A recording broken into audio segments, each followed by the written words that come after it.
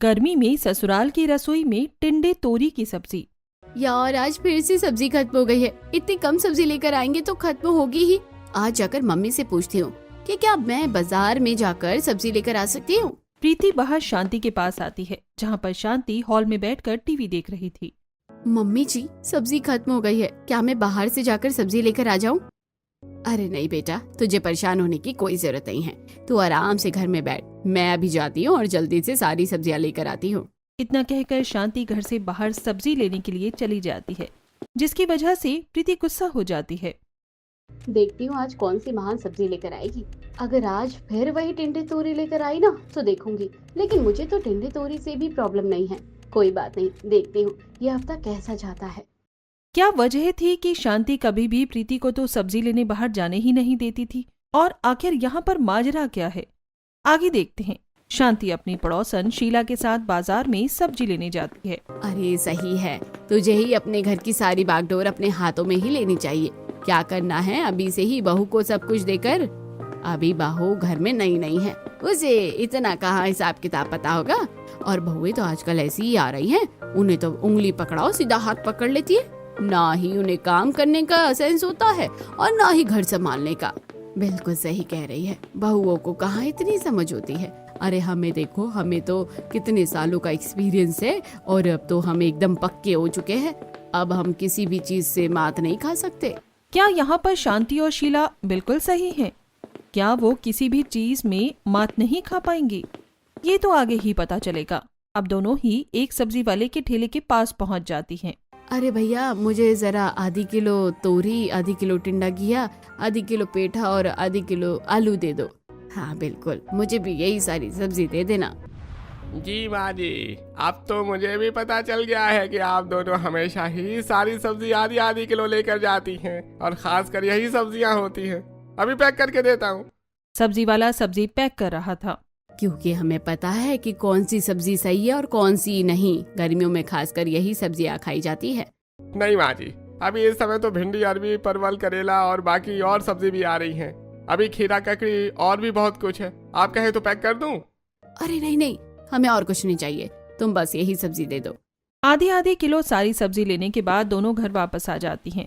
और शाम को जब प्रीति रसोई में तोरी बनाने के लिए तोरी की सब्जी धो रही थी और उसे छीलने ही वाली थी, तभी रसोई में शांति आकर कहती है, अरे बेटा, सारी आधी किलो सब्जी अभी नहीं बनानी है, तुम तो एक ही दिन में सब कुछ खाली कर दोगी। अरे बेटा, घर को जरा संभल कर संभालना सीखो, ऐसे थोड़ी ना सब कुछ ही एक दिन में खत्म कर देते हैं। मैंने पूरी आधी किलो सब्जी ला कर रखी है, इसमें से तुम्हें सिर्फ आधी यानी एक पाव सब्जी ही बनानी है।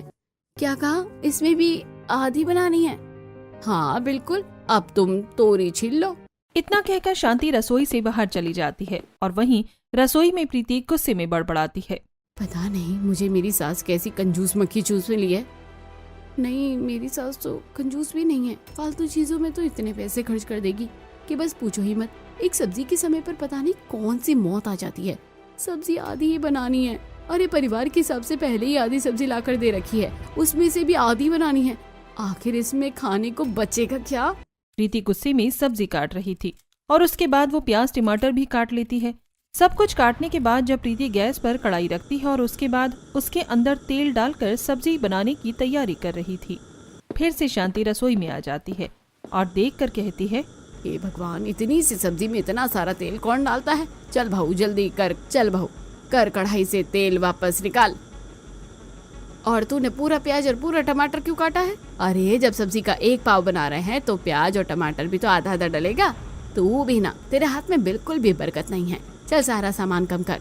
प्रीति को गुस्सा तो बहुत आ रहा था, लेकिन वो कर भी क्या सकती थी, इसीलिए शांति उसे जो कहती है वो चुपचाप कर लेती है। उसके कहने पर वो आधा तेल और आधा प्याज टमाटर वापस रख देती है और उसके बाद सब्जी छौंकती है। हाँ बेटा शाबाश, बिल्कुल ऐसे ही करना है। लगता है अभी तुम्हें बहुत कुछ सीखना है, अभी तुम्हें ठीक से घर को संभालना नहीं आया। क्या कहते हैं कि हाँ, मैनेजमेंट। अभी तुम्हें घर को मैनेज करने की नॉलेज नहीं है। कोई बात नहीं, मेरे साथ रहकर धीरे धीरे सब सीख जाओगी, और सीखना भी चाहिए, आखिर अब तुम बहू हो। जी मम्मी जी, आपके साथ रहकर मैं बहुत अच्छी मैनेजमेंट सीख जाऊंगी। उसके बाद शांति वहाँ से चली जाती है और फिर प्रीति गुस्से में ही सारा खाना बनाती है। खाना बनाने के बाद वो सभी को खाना परोसती है और जब सब खाना खाते हैं तो उन्हें सब्जी कम और पानी ज्यादा नजर आता है। भाभी आपने कैसी सब्जी बनाई है? इसमें कहीं पर भी मुझे दूर दूर तक तोरी नजर नहीं आ रही है, सिर्फ और सिर्फ पानी नजर आ रहा है। मुश्किल से गिन चुन कर एक पीस मिला है। मुझे भी एक भी पीस नहीं मिला। ऐसा लग रहा है जस्ट पानी में हल्दी नमक मिर्च डालकर पानी को ही उबाल दिया है। सब्जी का तो कोई स्वाद ही नहीं आ रहा है। तुमने ठीक से सब्जी क्यों नहीं बनाई? अरे क्योंकि मैंने ही बहू को ऐसा करने को कहा था। तुम लोगों के भी बहुत ज्यादा नखरे बढ़ रहे हैं। इतनी अच्छी तो सब्जी है, नमक मिर्च मसाला सब एकदम बढ़िया डला है। अगर हम इतनी ज्यादा सब्जी वेस्ट करेंगे तो कितने पैसे वेस्ट होंगे पता है? हाँ बेटा, मुझे भी पहले से ही पता था। इन सब में बहू की कोई गलती नहीं है। इन सब के पीछे तो तुम्हारी मम्मी का ही हाथ मिलेगा। मम्मी, तो आपको प्रीति को ऐसा करने के लिए कहना ही क्यों था? भला इतनी पतली भी कोई सब्जी होती है क्या? अरे तुम सब चुप करो, मुझे सब अच्छे से पता है कि कैसे करना है और कैसे नहीं। इतने सालों से मैं ही घर चलाती आ रही हूँ। यहाँ महंगाई आसमान छू रहा है और ऊपर से घर के और भी तो खर्चे होते हैं। जिसको खाना खाना है चुपचाप खा लो। सब मुंह बनाकर खाना खा लेते हैं और उसके बाद सब अपने अपने कमरे में सोने चले जाते हैं। प्रीति भी कमरे में जब काम खत्म करके जाती है। मुझे समझ नहीं आता कि मम्मी जी सब्जी और कुछ चीजों के मामले में ही इतनी ज्यादा कंजूसी क्यों करती है।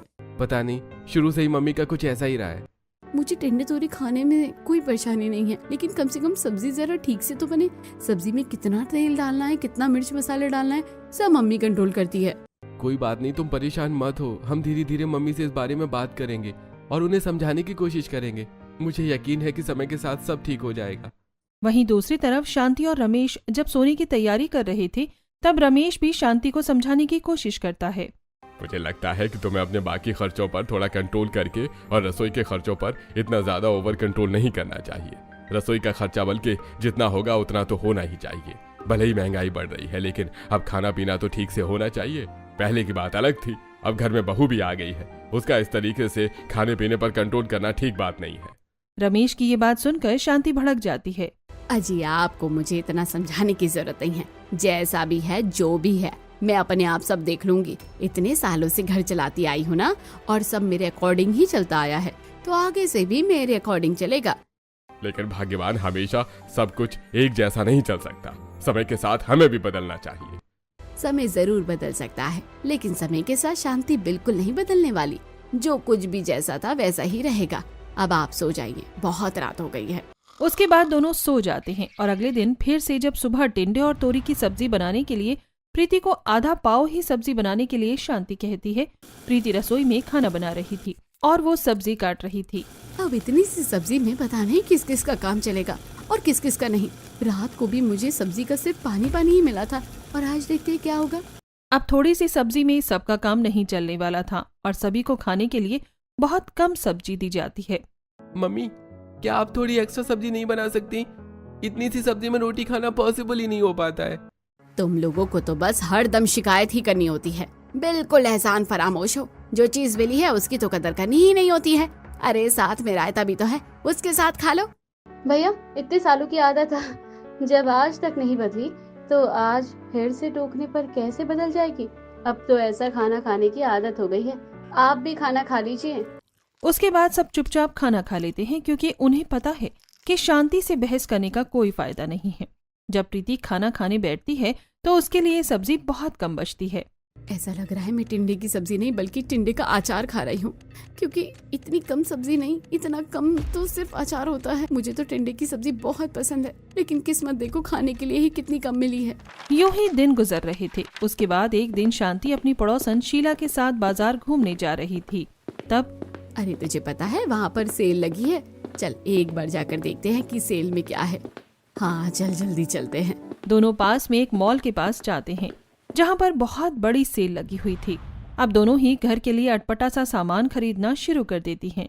देख तो यहाँ पर कितने सारे सस्ते कपड़े मिल रहे हैं, 200 रुपए के भी मिल रहे हैं। चल जल्दी से खरीद लेते हैं, ऐसा मौका बार बार नहीं मिलता। हम सबके लिए कपड़े खरीद लेंगे और दूसरों को गिफ्ट देने में भी काम आ सकते हैं। कौन इतने महंगे कपड़े खरीद कर कौन देगा किसी को। सही कह रही है, आजकल तो वैसे भी कपड़े इतने ज्यादा महंगे मिल रहे हैं, इतने में तो कोई बढ़िया सा सामान आ जाए। अब दोनों सेल से बहुत सारे कपड़े खरीद लेती हैं और उसके बाद घर वापस आ जाती हैं। घर आने के बाद जब वो सबको सेल के कपड़े दिखाती हैं, देखो मैं सभी के लिए कितने अच्छे अच्छे कपड़े लेकर आई हूँ। उन कपड़ों की हालत देखकर रिया कहती है, मुझे ऐसा क्यों लग रहा है मम्मी, आप ये सारे कपड़े सेल से लेकर आई हो? अरे तो क्या हो गया, अगर सेल से लेकर आई हूँ तो? सेल में लाए हुए कपड़े क्या कपड़े नहीं होते? देखो तो जरा कितने अच्छे लग रहे हैं। चलो जल्दी से सब कपड़े ट्राई करके दिखाओ। उसके बाद प्रीति और रिया जब दोनों ही कपड़े ट्राई करते हैं तो रिया को तो कपड़े छोटे आ रहे थे और प्रीति को कपड़े कुछ ज्यादा ही बड़े आ रहे थे। ये ड्रेस तो बहुत टाइट है, मुझे तो आ ही नहीं रही है, लग रहा है कि किसी छोटे बच्चों की है। ओहो, एक तो तुम्हारे लिए कुछ करो और ऊपर से तुम इसमें कमियां निकालना शुरू कर दो। किसी ने सच ही कहा है कि आजकल तो भलाई का जमाना ही नहीं रहा।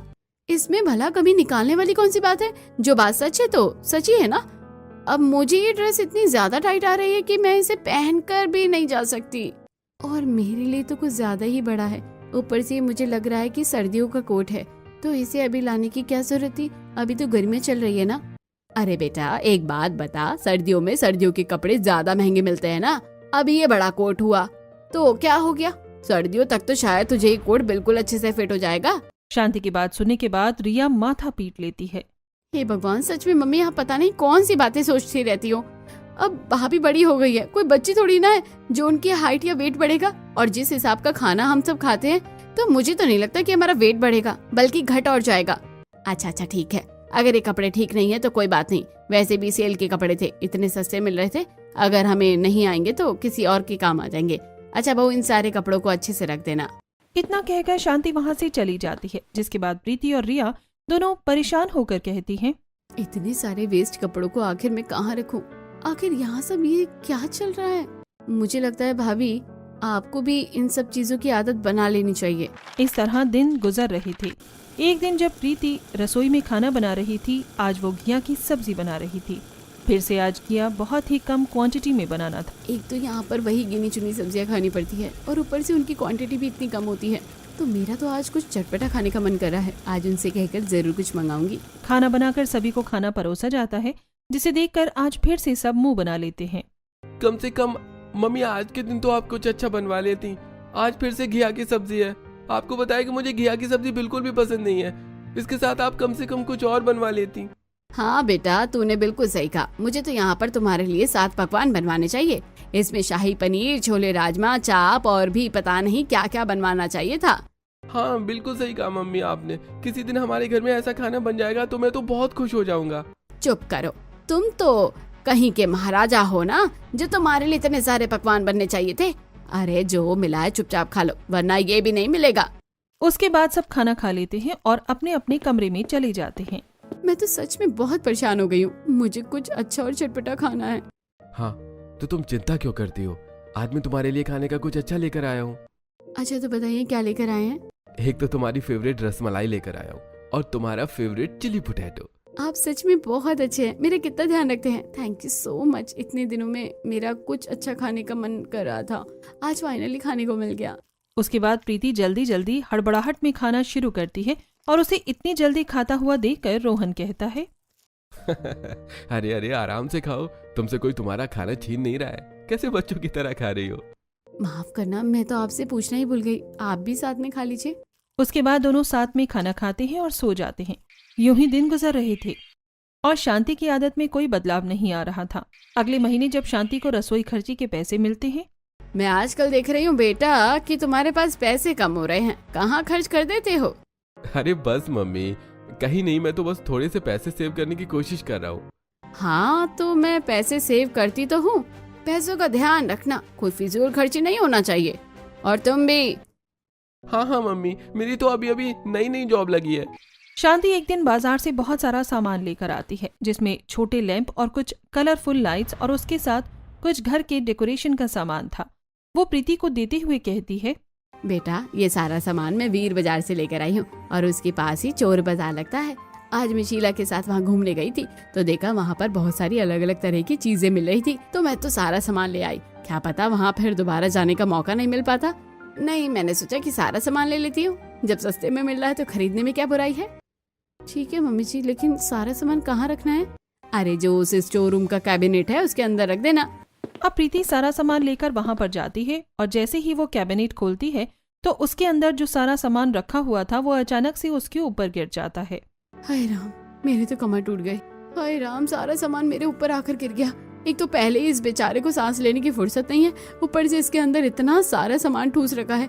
कुछ सामान तो खाली होता ही नहीं है, बस एक्स्ट्रा कोई सामान लाकर इसके अंदर रख दिया जरूर जाता है।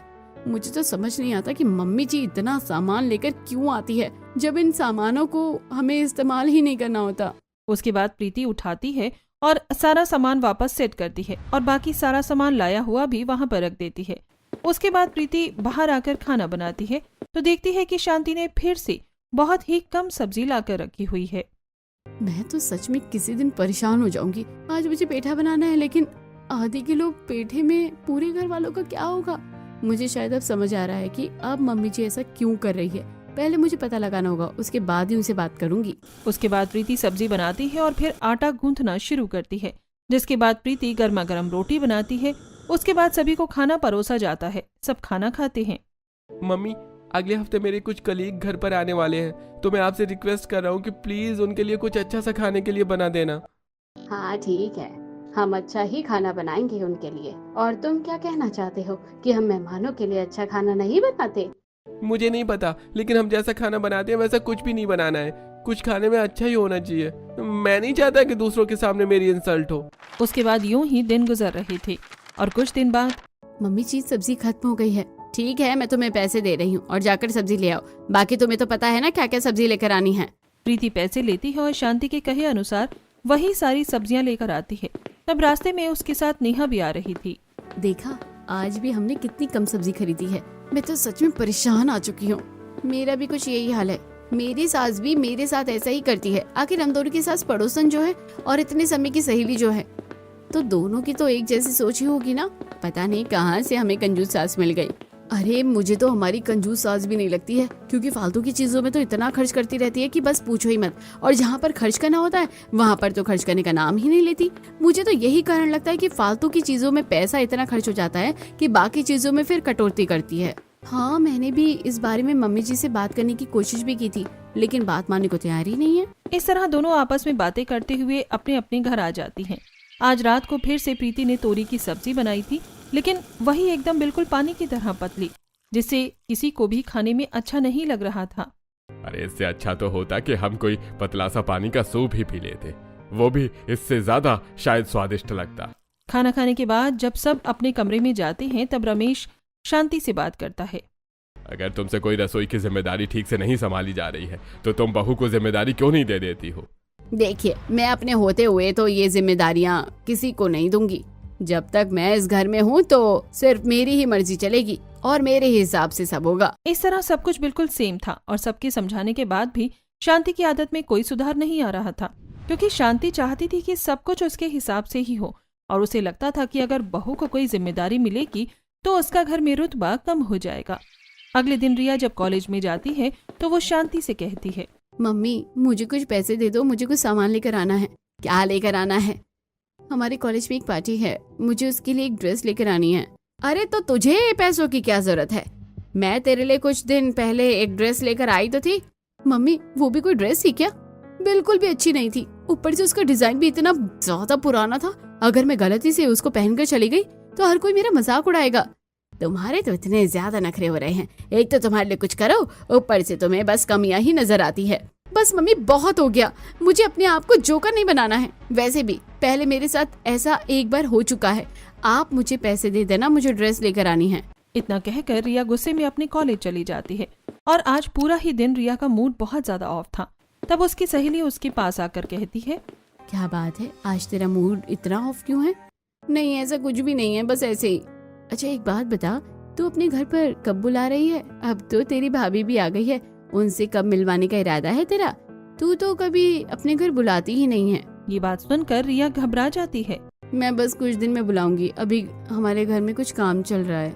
ठीक है, देखते हैं तेरा इरादा हमें बुलाने का है भी या नहीं। वहीं दूसरी तरफ जब कुछ दिन बाद यश के कुलीग घर पर आते हैं तब प्रीति शांति के पास जाकर कहती है, मम्मी जी आज यश के कुलीग घर आने वाले हैं, हमें उनके लिए कुछ अच्छा सा खाना बनाना चाहिए। मैं क्यों ना आज शाही पनीर और चाप बना दूं? हाँ, घर में सिर्फ उसके दोस्त आ रहे हैं, कोई प्रधानमंत्री नहीं आ रहा है जो उनके लिए इतना सब कुछ बनाएंगे। हम हर रोज जो टिंडा तोरी खाते हैं वही बना दो। लेकिन मम्मी जी, यश ने आज स्पेशल कहा था कि खाना कुछ अलग होना चाहिए और अच्छा होना चाहिए। अरे हमेशा हम उसके हिसाब से चलेंगे क्या? और घर उसके हिसाब से चलता है क्या, या मेरे हिसाब से? जो होगा मेरे हिसाब से ही होगा। मैंने तुमसे जो कहा है वही बना दो। अब प्रीति गुस्से में रसोई में आ जाती है और खाना बनाने लगती है। एक तो हम कभी इस टिंडे तोरी से बाहर नहीं निकल रहे, और ऊपर से मम्मी जी का जिद पता नहीं कब खत्म होगा। अब मजबूरन प्रीति को शांति के हिसाब से ही सब करना पड़ता है। वो अपनी तरफ से पूरी कोशिश करती है और अच्छा खाना बनाती है। आज प्रीति ने सोच लिया था कि वो सब्जी में कटौती नहीं करेगी। बाद में जब यश के कुली घर आते हैं तो टिंडे तोरी की सब्जी देखकर सबका मुंह बन जाता है। अरे बेटा तुम बैठे क्यों हो, खाना खाओ ना। जी। उसके बाद सब जैसे तैसे खाना खा लेते हैं और फिर जब यश बाहर तक उन्हें छोड़ने जाता है। अरे मुझे तो पता ही था यश कि तू बहुत ज्यादा कंजूस है, और आज साबित भी हो गया। हम तेरे घर आए और तूने हमें सिर्फ टिंडे तोरी खिलाया। अरे भाई कम से कम आज के दिन तो हमें कुछ अच्छा खिला देता। ये सब सुनकर यश काफी एम्बैरस हो जाता है। अरे नहीं, ऐसा नहीं है। आज कुछ इमरजेंसी थी जिसकी वजह से सब टाइम पर खाना नहीं बना पाया, तो जल्दबाजी में ऐसा हुआ है। तुम चिंता मत करो, कल ही मेरी तरफ से महंगे रेस्टोरेंट में मैं तुम्हें पार्टी दूंगा। अरे अगर ऐसा होगा तो फिर तो हम तुम्हें माफ कर सकते हैं। उसके बाद यश के दोस्त वहाँ से चले जाते हैं और यश गुस्सा होकर अंदर आता है। मैंने आपसे पहले ही कहा था मम्मी कि कम से कम आज के दिन तो कुछ अच्छा बनवा लेना चाहिए था। सबके सामने मेरी इंसल्ट हो गई। अब तो आपको अच्छा लग रहा है ना?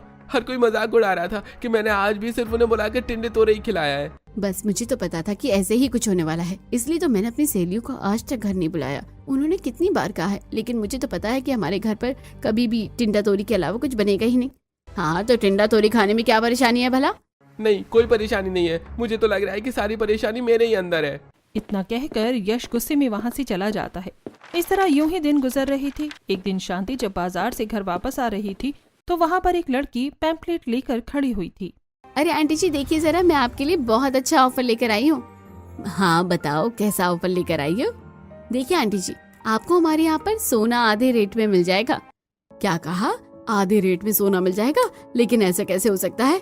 आंटी जी हमारे यहाँ पर लिमिटेड ऑफर चल रहा है। दरअसल हम अलग जगह से सोना एक्सपोर्ट करते हैं, और जहाँ से हमें बाकी जगह के मुकाबले सोना सस्ता पड़ता है, इसलिए हमने अपनी दुकान का ज्यादा प्रचार करने के लिए अभी एक लिमिटेड ऑफर निकाला है। आप चाहे तो अंदर चलकर हमारे मैनेजर से मिल सकती हैं।